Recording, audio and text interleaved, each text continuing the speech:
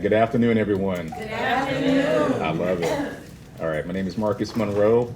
I'm bringing greetings on behalf of the Planning Director from the Planning Director's Office. It's a pleasure to welcome everyone here today. We're really excited. This is a great topic. As you all know, housing is becoming more and more of a big topic, from your tabletops to the education departments across the communities to our lovely planning department, and a lot of adjacent jurisdictions are talking about this. So what we have today is we're going to have our housing team come up, and I'll let them introduce themselves, but they have a lot of experience in housing finance and housing. We want to be thoughtful about this discussion. This isn't the end, this is more of a journey. We're looking to hear from folks. So don't take this as your last opportunity to provide feedback. We plan on giving more opportunities. I know they're going to talk a little bit about the website that's available with more information, and there will be a Q&A at the end. So with that, I'm going to hand it over to our team to come up and kick us off. So thank you again, and a round of applause for everyone. Thank you, Marcus. Good afternoon. Before our team starts the presentation, I want to give you a quick remarks. The first of all, this is a new cycle that we are hosting. We had a very successful first cycle of brown bag sessions between last year and this year, and given the great interest from the public, we decided to host a new cycle with very exciting topics, like today's one on missing middle housing by the housing planning team that is coming. Next session on October 14th at noon, it will be an overview of the planning department's web mapping GIS application, PG Atlas. Some of you might be familiar with it. Some topics of that session will include usage, content, integrations linked to other systems, metadata, related mapping applications, and some information on how to get additional training. This is a really interesting session. It normally is very successful when we give it to some folks, so I encourage you to register and attend. Please remember, registration opens now and closes 1 week before the next session. So we are looking for one week before October 14th. We are also, I'm gonna pass, how can I pass this? Yes, just here? Yes. And lastly, we are also excited to announce that our brown bag sessions are approved for AICP credit certification maintenance credits. So in this, we're going to share these slides with you, but here you can see that the information you need to log on your credits, the event title, and number. If you have any questions, feel free to email us about the AICP credits. And with no further ado, I'm going to pass the mic to our great housing planning team, Karen and John. Please take it. Well, good afternoon, everyone. We're really excited to see all of you here and be here for our presentation, which we lovingly call the Road Show. It's a basic education presentation that we prepared for you about missing middle housing and what it means for Prince George's County. I'm Karen Moreau. I'm the Housing Program Manager, and with me today is John Parks. He's the Deputy Housing Program Manager. And besides missing middle housing, we study all different types of housing issues. And so I want to start with an icebreaker for all of you. So if you want to pull out your cell phones, we're going to do a Slido poll. And if you pointed out the QR code, you should get a link and see the questions. Let me know when you're ready.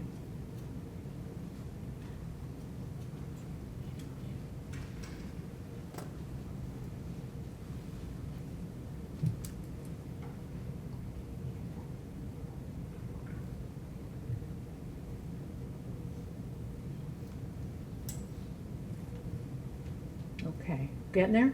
All right. So, first question. If you could shape an ideal neighborhood for yourself, community, and residents, what would be the most important characteristics?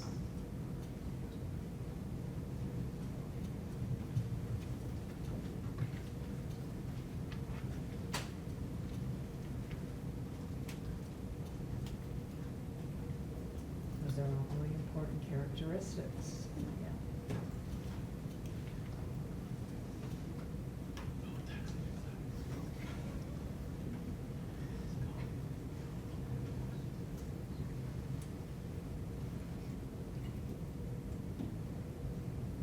Excellent, you guys are good thinkers.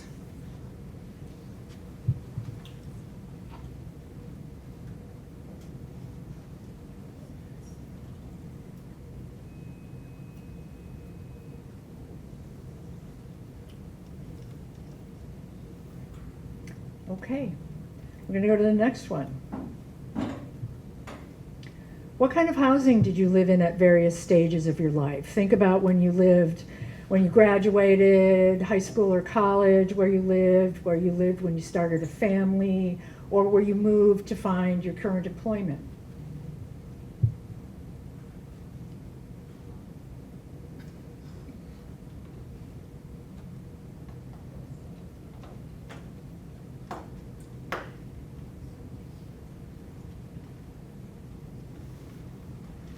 Okay.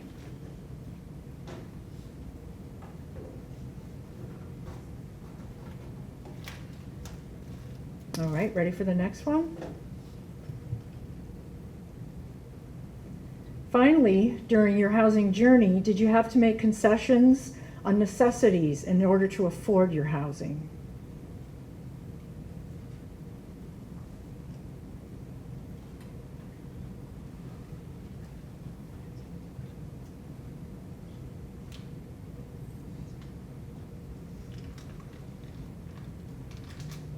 Okay. I think that rings true for a lot of people. Okay, so with this, we're going to begin the presentation.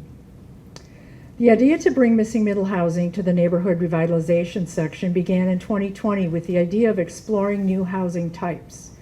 When we began our evaluation and initial development of the full scope of housing, it became clear that our team had to take a comprehensive approach to the topic in order to make it effective and implementable. Our research has shown us that it is critical to develop an affirmative missing middle housing program to respond to the housing needs of the county. We believe that missing middle housing program fits well within the neighborhood revitalization section, as the housing is the foundation of a neighborhood and often the sustaining driver of revitalization and community strength. Oops. Missing middle housing is referring to housing types that exist a broad spectrum of design and form. These various types by nature fit seamlessly within the existing fabric of a neighborhood block. These types are often seen in older, more urbanized neighborhoods built before the 1940s. This diagram demonstrates the diversity of missing middle housing types between the single-family detached homes and higher intensity multi-unit buildings, shown in white on either ends of the barbell. Missing middle housing is called middle because the form and scale and density are somewhere between single-family homes and high-rise apartment buildings. These types are also called missing because in many communities, they've largely been illegal to build because of modern zoning and development regulations. They're also referred to as middle because the price point of these housing types are affordable to middle-income residents who earn between 80 to 120% of the area median income. And for Prince Georgians, that is between $80,000 and $118,000. So it's important to note that this is market rate housing, which is more affordable to middle income families. Missing middle housing types function best when located in a walkable context, which many of you preferred, with access to amenities and services. These housing types can secure and promote a well-connected development pattern, which makes walking and biking easier, safer, and convenient, as well as advancing transportation and supporting other infrastructure investments through an increased tax base. Housing costs are kept attainable by minimizing or reducing the need of a car. Typical parking standards for missing middle housing allow up to one off-street parking space where there's access to public transportation. These types are marketable to different audiences, particularly the next generation of residents. Is this better? Okay. Millennials and Gen Zs overwhelmingly prioritize walkability and access to amenities for their own housing choices. exchanging square footage for shorter commutes in lively neighborhoods. These types also offer opportunities for single-person households or baby boomers who are looking to downsize. The form and design of each missing middle housing type will vary depending upon the local context, and these illustrate several missing middle types around the U.S. Here we see a stacked duplex in the upper left corner. Next to that is a side-by-side duplex. To the upper right is an eightplex. In the lower right is a single-family home conversion into 4 apartment buildings, and next to that is a side-by-side. And these come from the Midwest and the East Coast, Baltimore, and the region. All of these types share the same common characteristics. Their height is generally 1 to 2.5 stories, and most missing middle types have 2 to 9 units in a building. They have smaller footprints, and the units tend to be compact, with the typical size being approximately 600 to 1,200 square feet in area. These smaller spaces are well designed, comfortable, and usable. Smaller size units can help developers keep their costs down and attract a different market of buyers and renters to all neighborhoods. The most important characteristics of missing middle housing types is that they have the same scale and form of a single-family home. These types can blend seamlessly into neighborhoods, and the density is perceived to be lower than it is. This density comparison image highlights the uniqueness of missing middle housing. These residential properties share similar densities, but the scale and form of the building on the right may be more readily embraced by the community.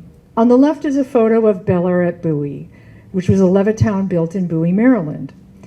This community was developed at a time when single-family zoning and investment had its greatest impact in the suburban boom that took place after World War II.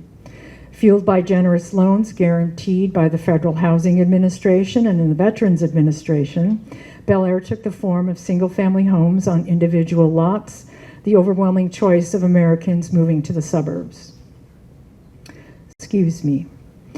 Developers catered to this preference, and with encouragement and approval of the federal government, developers such as William Levitt explicitly barred people of color and some religions from living there. This and other inequitable practices, like redlining and restrictive covenants, have fostered long-lasting patterns of racial segregation long after the Fair Housing Act of 1968. In its Equity and Zoning Policy Guide, the American Planning Association highlights how zoning regulations had disproportionate exclusionary impacts on communities throughout the United States. This occurred by intentionally segregating Americans by race and socioeconomic class. And one consequence of this was the elimination of essentially all housing types except for 2, single-family homes and large multifamily developments. Regulatory zoning in the U.S. has evolved, but not by much. It remains a barrier to missing middle types, as today's zoning and land use practices and policies restrict them from being built in most areas of the country. Prince George's County is no exception. Currently, the single-family zoning comprises 94% of all residential development. While the new zoning code has provided added flexibility in housing types allowed, it still may not support the diverse range of housing that Prince George's County will need. Although diverse types exist in older neighborhoods within the county, development regulations have largely prohibited the proliferation of missing middle housing in the areas where they would be best suited. This table illustrates the zoning districts that could potentially support missing middle housing. Those areas that do allow for the full spectrum of missing middle housing will likely encourage a more intense development that is greater than the house scale buildings we would hope to produce. And you'll see that in some of these zones, while they allow for certain missing middle types, there are some barriers to their implementation. Overall issues include building height limits and open space requirements that exceed the house scale form, lot sizes and widths that are too large for typical missing middle housing infill, and the allowed density is too low to support missing middle housing. So now John is going to walk us through a few trends that will demonstrate the need for more missing middle housing in Prince George's County. Great, thank you so much, Karen. So this slide shows the average income for several different types of workers in the region. The red line shows the income needed to afford the median priced home in the county, which is over $420,000. And the yellow line shows the income to afford median rent in the county, which is over $1,700. This table demonstrates that critical employees to the local and regional economy clearly do not earn enough to live in the county. Missing middle housing types provide housing opportunities for these crucial middle income earners, such as teachers, firefighters, tradespeople, and other essential workers. In many cases, they may not be considered low income and will not qualify for subsidized housing, yet these workers may be unable to afford housing expenses in Prince George's County. One of the guiding principles of this initiative is to explore ways to facilitate an abundance of market rate attainable housing that provides a range of best fit options for these middle income workers. This is a challenge because, as we all know, housing costs are going up. The overall cost of living is expensive, and housing is no exception. As housing costs have increased and we do not have an inventory of housing at all levels, many people may seek housing options at a lower price point than what they can technically afford to be able to pay for their necessities. This image demonstrates the downward market pressure on lower income households from this phenomenon due to insufficient housing at all income categories. Rents and home prices have been rising faster than income in the US for the past 2 decades. For many households, increasing housing costs mean there's less to spend on other necessities, including food, education, healthcare, and retirement savings. Particularly for younger Americans, high costs may be preventing them from living on their own or forming new households entirely. And while the magnitude of these effects resonate for so many, housing cost burden is felt inequitably and are particularly severe for households of color, lower and middle income households, and renters. A household is considered cost burdened if it is paying more than 30% of its total income on housing-related expenses, including mortgage payments and rent, utilities, taxes, insurance. And in Prince George's County, 72% of our renters are considered cost burden, and over a third of homeowners are as well. And one interesting trend to note is that in the few years since we have started collecting data, the share of renter and homeowner cost burdened households has grown from 54 and 29% respectively. Increased competition for limited housing supply drives up housing prices for everyone. In 2023, there were slightly over 350,000 occupied housing units in the county, and of that number, only 1,200 were new construction, which is substantially fewer units than the annual production target to meet housing demand. Not only will we need to produce more housing to meet demand, Prince George's County will need to produce housing that reflects the needs of new households, accommodates for future growth, and their housing preferences. The number of households following the typical arrangement following the post-World War II suburban boom has largely transformed over time. Prince George's County mirrors these national trends. Other family arrangements are becoming more typical, such as multi-generational and non-family households. And as our population ages, there will be more single-person households and adult heads of households living with one or both of their parents. And this can be attributed to caretaking needs of seniors or even direct housing costs. What is particularly concerning is the impact of high housing costs on young adults forming and maintaining independent households. If housing costs continue to rise, there will be compounding economic burden on young adults, which can minimize household growth rates in the future. And it is imperative to seek innovative housing solutions, such as missing middle housing types, to foster economic independence for the next generation of households within the county. In Prince George's County, we have a substantial amount of single-family homes, both detached residences or attached townhomes. We also have large-scale multi-unit opportunities, but largely only in high-intensity apartment buildings or condominiums. Over the last decade, the number of new single-family units has significantly outpaced other types of development. What's missing is missing middle housing. Smaller buildings with 2 to 9 units located in structures that fit into the scale and form of existing neighborhoods. These missing units are often less expensive, and their market value for purchase or rent can be lower due to decreased construction costs. And the lack of missing middle housing inventory and new construction of all housing types drives up housing costs for everyone in the county. Plan Prince George's 2035 approved general plan recognizes this challenge. It says that Prince George's County is not prepared to meet the housing preferences of many of its seniors and young professionals, and this impairs our economic competitiveness in the region. And simply put, we are facing a deficit of housing options that meet the needs of our residents. And now I'm going to pass it over to Karen, who's going to discuss the benefits of missing middle housing and what that could mean for Prince George's County. Missing middle housing types have a multitude of economic benefits. These types offer a pathway to home ownership for the community. Government-backed home loans can be used to purchase missing middle types with as little as 3.5% down payment. In many cases, the owner of a missing middle house type will occupy one unit while the rental income of the remaining units supports the mortgage payment. Missing middle housing types offer an opportunity for wealth building and can lead to more stable and economically resilient communities. Well-designed missing middle buildings blend seamlessly into the existing neighborhood fabric, unifying the streetscape of low-rise residential neighborhoods, and can transition between single-family and higher-intensity mixed-use corridors. Missing middle housing also supports mixed-income communities, which are important to the economic stability of a community. Researchers at the Brookings Institute found that the retail sales correlated with walkability. For each increase in a walkability scale of a neighborhood, a store in that neighborhood was likely to see an 80% gain in retail sales. And thriving businesses, in turn, increase job availability in those neighborhoods. So we have a quote from Ellen Dunham Jones, who's written extensively on repurposing vacant land. And she's essentially saying that different types of households have more public presence throughout the day, where there are more eyes on the streets, where walking is appealing and safe. So we're fortunate to have an extensive and still growing body of work to look at as we develop our own missing middle housing initiative.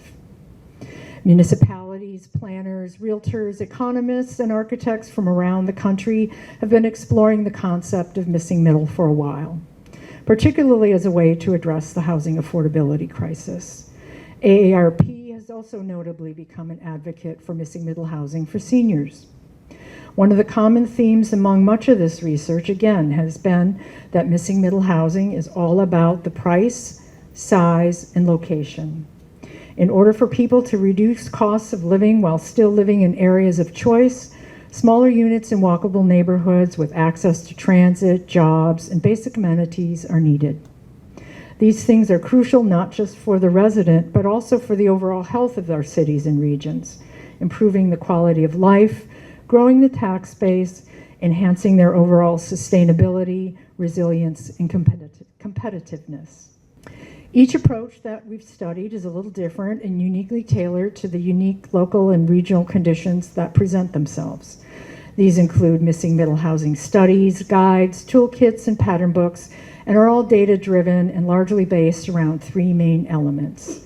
First is research in terms of housing surveys and needs assessments. Second, in design, designing new housing types and providing pattern books. And regulatory, primarily in terms of zoning reform.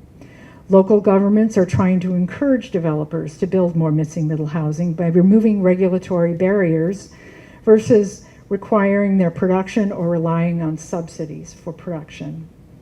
Providing greater flexibility in single-family neighborhoods and relaxing requirements on lot sizes, setbacks, and parking then all become core tenets of almost all of these efforts. Our neighbors in Arlington and Montgomery County started their own process several years ago, and despite some difficult challenges, they were ultimately successful. Some of the early work they undertook were housing needs assessments, more targeted, focused studies, and which led ultimately to newly passed legislation to allow missing middle housing in certain transit corridors and other areas. So with missing middle housing already being successfully implemented in numerous cities and counties across the country, we have an opportunity to learn from these precedent initiatives as we develop our own more comprehensive approach that enhances existing neighborhood character, is tailored to the needs of residents, and supports and expands the quality of life that so many Prince Georgians enjoy. A crucial first step in this effort when we began a few years ago was to draft a mission statement to help guide the development and implementation of our housing program. And I'll let you read it as follows.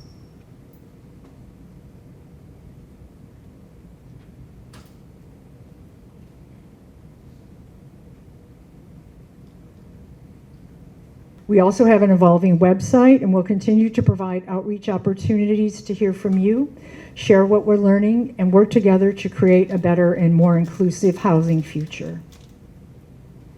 In light of this need, the Planning Department has begun a missing middle housing study to explore strategies to achieve greater diversity of attainable market rate housing options to meet the needs of Prince George's County's growing and diverse population. Together with Opticos Design, the firm which pioneered the missing middle housing concept and drew that beautiful barbell drawing that we saw earlier, they've assisted other jurisdictions across the country, and with our local experts in the region, AECOM, are working together to gather perspectives on housing which will address the needs of an increasing population, drive economic opportunities, enrich the unique identities of our diverse communities, and support sustainable growth. Through robust public engagement activities and events, planners and stakeholders will identify how more diverse housing can meet the community needs and align with the county's long-term goals. We aim to make this initiative and other housing projects accessible to public officials and members of the public. This is a collaborative effort, and our team is conducting proactive outreach.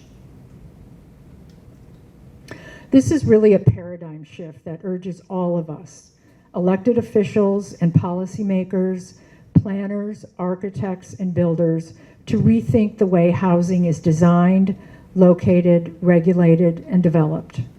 So many of us want and need more diverse housing choices in walkable neighborhoods, homes that are attainable, sustainable, and thoughtfully designed. It's important to keep in mind that a missing middle initiative of this nature and in this context has not been done here before, and we have the opportunity to lead the way for other communities facing similar issues.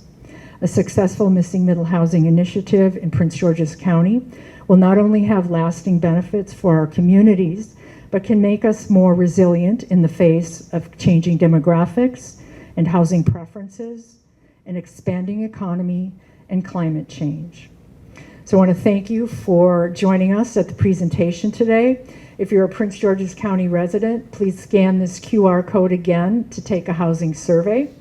And we'll open it up to any questions that you may have now in the audience. We'll start with the audience first.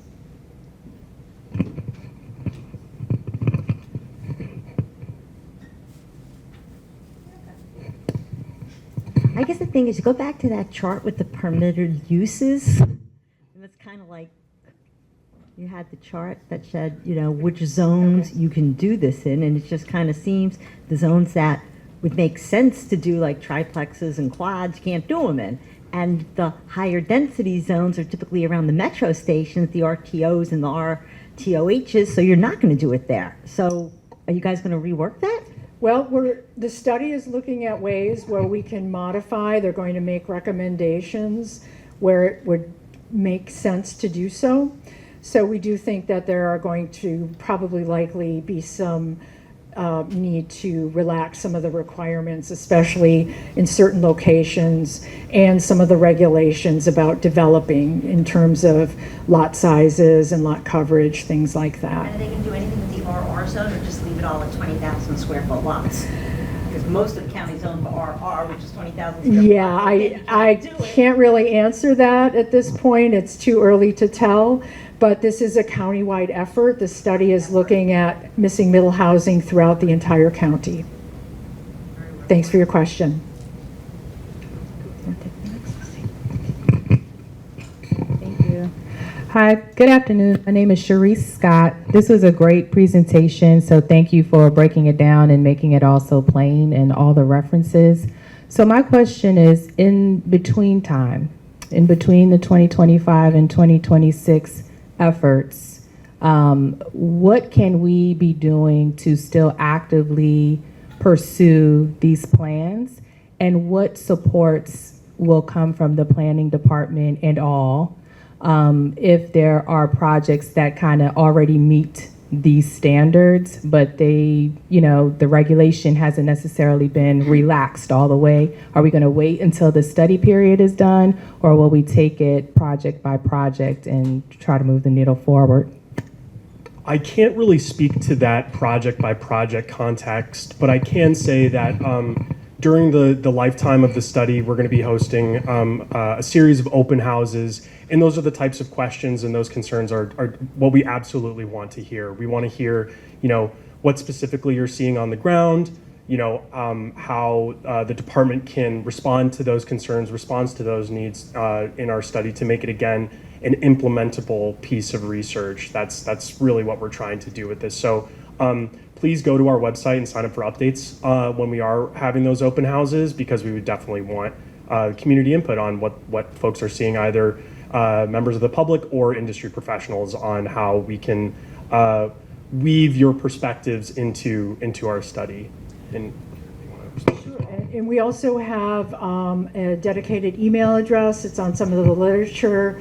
If you want to pick that up, housing@ppd.mncppc. If you have specific questions or you think of something after you leave the meeting today, please email us and we'll respond to you and continue the conversation.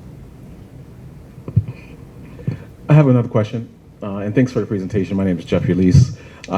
Question is really specific to essentially community engagement.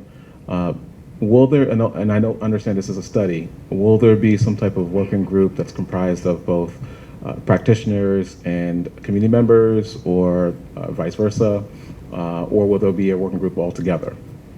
We will be providing public engagement opportunities globally in terms of open houses. And then we also hope to meet with jurisdictions, with the local elected officials, town staff, and residents for more targeted discussions on missing middle housing. And then as well, this is our roadshow presentation. And so, if there are identified stakeholder groups or community organizations that we could go out and give this presentation to, we would be more than happy to provide that. So, and we are very much looking for that. So that goes for kind of everyone in the room. But yeah, we are looking for as many opportunities to engage the public around this study as possible. Hi, I'm Cheryl Court. I'm with a nonprofit called Coalition for Smarter Growth and Rise Prince George's. And first of all, I do want to say I'm really excited that you've launched this study. It was launched before, but then kind of went underground, and I'm glad to see it back. I think this is a really exciting initiative. I think that Prince George's has a great opportunity to really take advantage of this idea of missing middle housing, maybe in a way that other communities don't have as much opportunity, because there's so much underutilized land around metro stations in Prince George's, and then we can throw in 11 Purple Line stations. But sort of going back to your question, is that the West Hyattsville Queens Chapel sector plan has changed again its recommendations. It was going to do a pretty extensive public engagement process, was going to do some missing middle housing as part of there's a taking some single-family housing that's next to 3-unit attached RSFA, and it was going to change it to that zone right within walking distance, actually, 2 metro stations. It was Hyattsville and Hyattsville Crossing, but it's no longer do that. So I'm kind of worried about, and they're like, well, we'll study it for a long time and maybe we'll come back and revisit it. Sort of like there's a lot of underutilized and vacant lots around places like Capitol Heights Metro Station that aren't really going to be able to be very economical to kind of move and revitalize without more transit-oriented zoning. Exactly, and as you've heard throughout the presentation, is that these types function best in a walkable environment where there's access to transit. That helps keep your housing costs down. It also supports those infrastructure investments to keep them successful as well. And it's also a great way to utilize underdeveloped property, vacant property, or property that is somehow non-conforming. And in a lot of areas throughout the county, there's been disinvestment, and that's a great way to revitalize with added new housing that is very much needed. Yeah.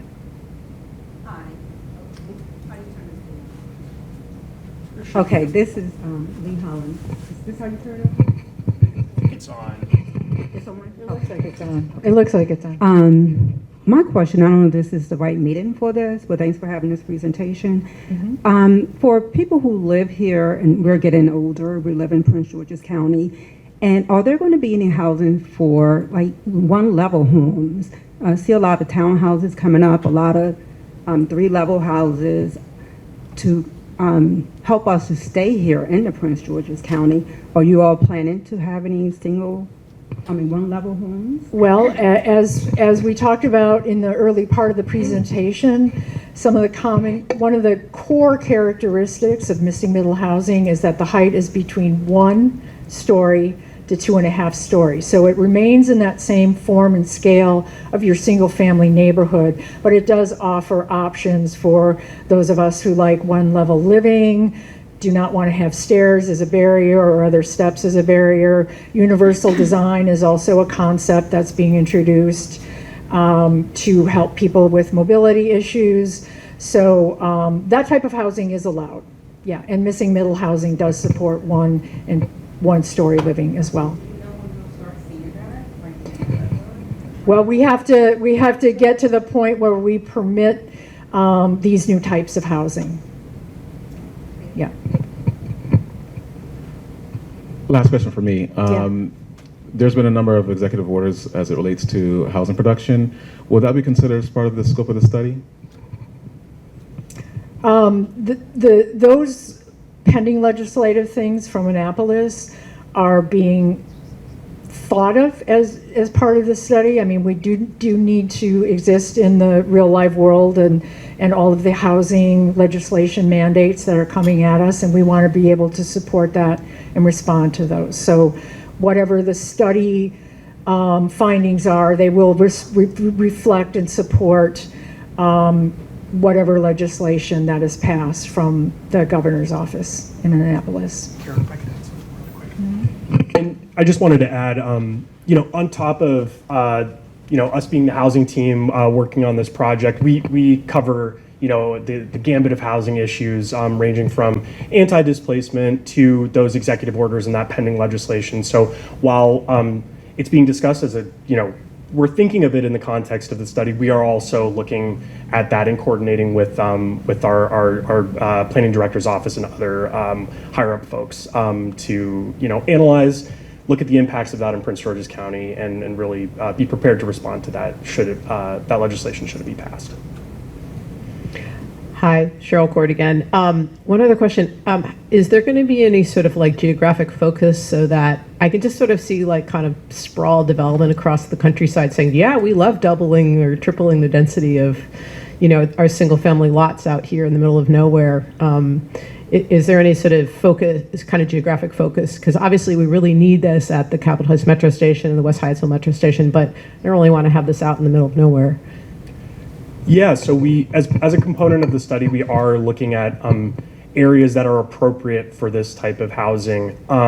We can't point to any specific parts yet because we are still conducting this analysis, and we definitely, again, want to hear the needs of the community and know about, the best options to determine those areas of opportunity.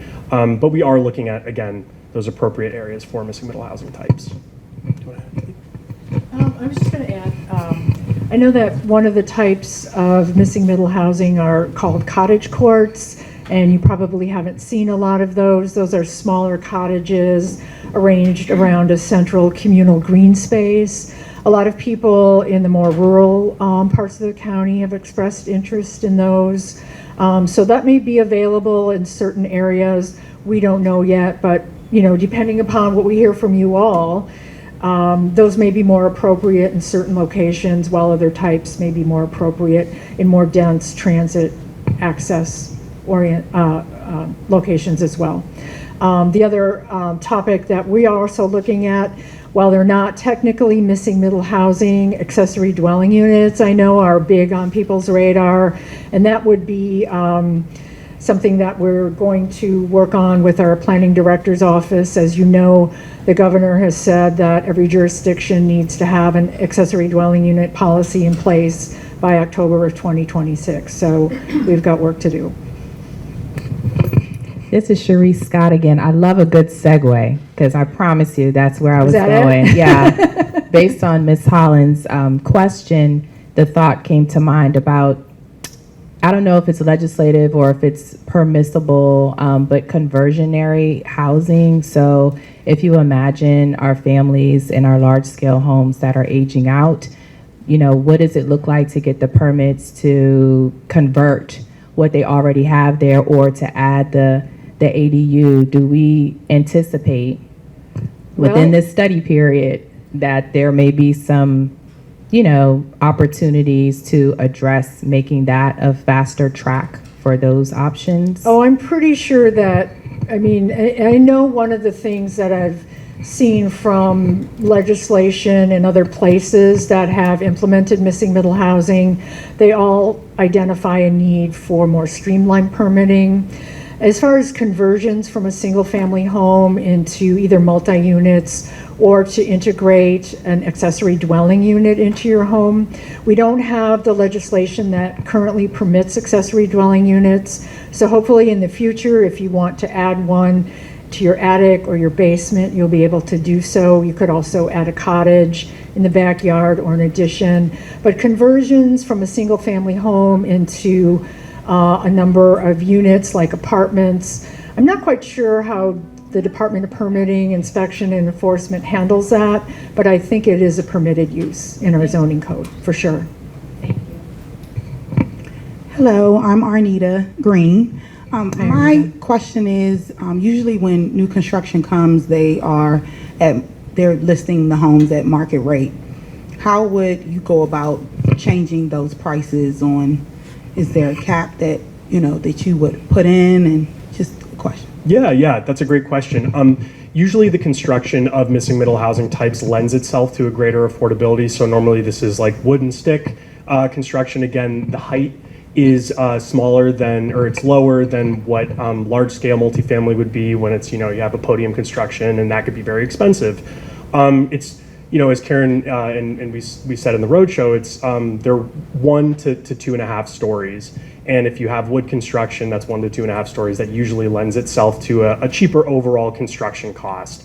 So the types itself and the design of the types lends itself to a decreased construction cost, and we would hope that that would transfer over to market price when these go out. Yeah. Thanks. I just want to add a little bit to that. We're also considering modular construction of some of these types of home, because that's a great way for any type of structure you want to build, because it's in a controlled environment. There's less wasted materials, less labor costs, and certainly less time lost due to construction delays because of the weather or material supply. So modular housing is also an option for delivery of these types as well. We have several questions from our online participants. Great. First one, do you mind going back to slide 8? Yeah, sure. Okay.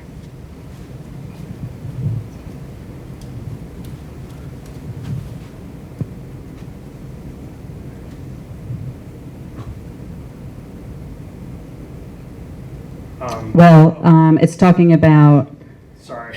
yeah, the question says 94% of all land zoned for residential is SFR. What percent of residential units are SFR? Single-family residential, I'm assuming. So of all residential developments, 94% are single-family homes. Those can be either detached. Townhouses, I'm sorry. Oh, Yeah. no, they could be They- detached homes. They can be detached homes, or townhouses are also considered single-family. Okay, then the next question, is there data on how much it costs to build and maintain different types of affordable housing?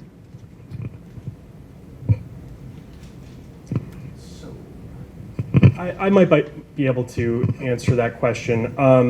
So this type of housing, it is not deed restricted affordable housing. That's something different, where government subsidies or assistant carries certain income restrictions. This is market rate housing that is more affordable due to The type that is being built, as we discussed previously about the lower construction costs, lends itself to a lower market price. But there are programs to maintain affordability that is outside the scope of the study. But those restrictions do apply to some types of housing. How was the success of Arlington and Montgomery County measured? A court had upheld the legality of the jurisdiction to implement a missing middle housing study, and it was supported by a number of community stakeholders. For example, the chapter of the NAACP for Arlington County issued a 55-page amicus brief in support of missing middle housing types and how missing middle housing types and advancing this policy actually promoted a greater level of equity in the housing market in Arlington. So that's our threshold of success, I would say. How does changing the building type and preference affect the cost of construction and mortgage rent rates? There's a part 2.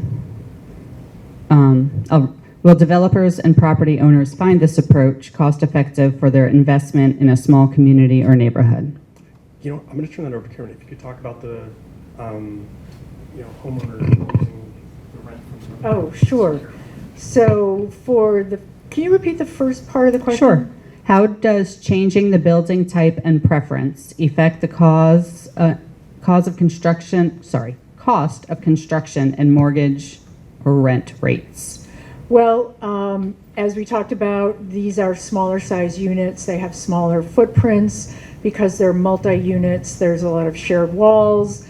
This all holds construction costs down. However, we all know the reality. New construction is more expensive than buying existing housing.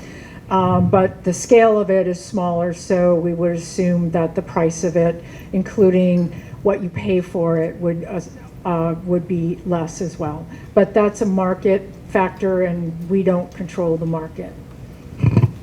And I will say, oftentimes, mortgage lenders will factor in prospective rents into mortgage underwriting. So these types can function where the property owner, the building owner, lives in one unit and rents out the other units in this missing middle housing type. So that rental payment can go to support the mortgage for a property owner of a missing middle housing type.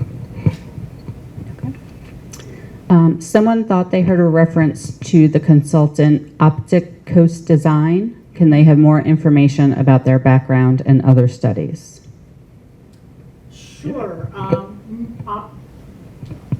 Okay. Opticos Design was really the originator of the concept of missing middle housing, but as you may know or have lived in or lived elsewhere, it's really not a new concept. It's been around for a long time. And so they've been helping jurisdictions and developers design new housing types. They've been providing analysis of zoning codes and providing recommendations. They've even supported several new developments. One you could look up is called Cul-de-sac. That's in Tempe, Arizona. That is a car-free community, missing middle housing community. Another development that they worked with, a developer in Nebraska, is a mixed-use community of missing middle housing and includes retail and commercial as part of that development called Prairie Queen, and that's in Nebraska. I'm not sure of the city.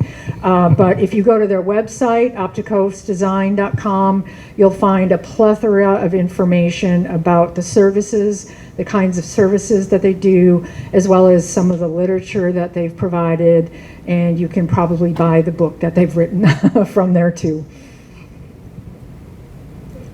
All right, good afternoon, everyone. My name is Christian Ferguson. I manage a couple of developments for Walton Global, and I just have a question. What items or what things are the county planning on integrating to make developers more interested in building out in Maryland in general? A trend that I've noticed managing my portfolio is that a lot of developers are coming from out of state. So I also wanted to ask, is there is there not a surplus of developers that are in state that know what they're building and knowing who they're building for?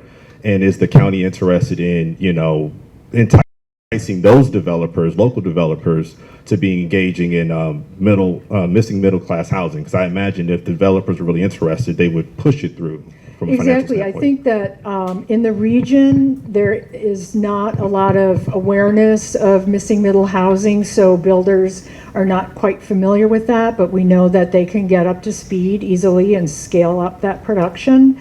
As far as corporate interests in providing housing, I will tell you that the Maryland Association of Counties is looking at a bill called Bambi, Build Affordably in My Backyard, and that is aimed at restricting, I know, the kind of a funny acronym, but that is aimed at sort of restricting or limiting outside investors buying up large portions of housing in areas throughout the county, with the ultimate intent that housing is locally owned and produced. I was just going to add one more thing is that, again, referencing the types of missing middle housing, these types lend themselves to mom and pop property owners. So, again, that example of the property owner living in one unit while renting out the other unit or multiple units in a missing middle housing type, it lends itself to, this is small scale, this is infill development, and this is meant for local property owners, local developers, and we really want to grow, that talent in the county especially, to where this housing type can be an economic driver for the entire county. And we're definitely thinking about that as we continue on with the study. Hi, I'm Chloe. I'm city planner with Hyattsville. You mentioned in your presentation that Montgomery County, Arlington, several other municipalities sort of set this precedent for different missing middle housing studies. And I know there's a question about measures of success with those specific studies, but I just wanted to know in your review process what you are taking into consideration from those studies and supplementing them into your own study and what you've learned generally. Yeah, we are looking at case studies that mirror the built environment of Prince George's County, the demographics of Prince George's County, and have a similar housing market to Prince George's County. So we are looking at the best fit case studies to be able to identify if policies can be transferred and if these are quality case studies to look at as we look through our missing middle housing study. It's too soon to discuss, findings and what we've learned yet, as it's still an ongoing study. But again, the open houses, and we'll have a number of public outreach events to be able to engage municipalities, members of the public, to be able to discuss, what we've learned, where we're looking, and how we arrived at those points. Okay, for the interest of time, we're going to just do one last online question. How will this study include creating zoning for new low-density main streets and commercial spaces that make middle housing walkable? I'm so sorry, could you repeat that question? How will this study include creating zoning for new low-density main streets and commercial spaces that make middle housing walkable? So, if I'm understanding that question correct, as we discussed in the presentation, these types function best in a walkable, amenity-rich, transit-oriented context. And these types, as Karen mentioned in one of the slides, advanced middle, mixed-income communities, which tend to lend itself to more walkable neighborhoods. So the types themselves can lend themselves to more walkability, increased walkability, and increased amenities. As a part of the study, we are only offering recommendations as with regards to zoning. That is, a legislative process. So the planning department is offering our recommendations through this study. We're not proposing any rezonings as a part of this study. It's just informational and recommendations to those bodies that do make those decisions. All right, I think we reached out of time. Thank you so much for coming today and for joining us through Teams. If you have any more questions, do you have the email maybe in any of the slides? Just as they mentioned, feel free to reach out the team directly to their email. If you have any logistic questions, feel free to reach out to me. I'm Natalia Gomez. I'm the person that sends your reminders and invites all the time. Remember, we have a new next session next month. I hope we can see you there and have a wonderful afternoon. Thank you, everyone. Bye-bye.